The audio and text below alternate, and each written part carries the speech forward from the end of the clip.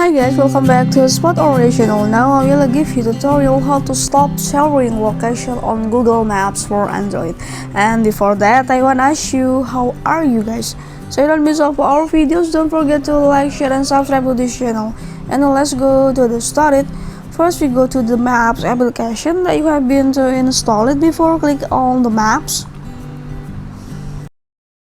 And after that, you can click the symbol or the photos in the upper of the right corner, and please click on the location sharing.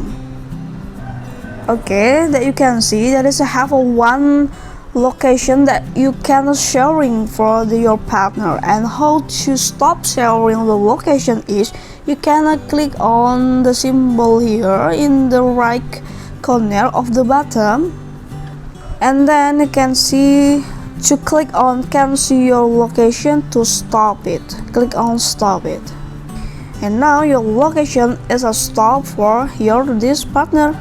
It's very simple way to do it. This is a tutorial how to stop sharing location on Google Maps for Android.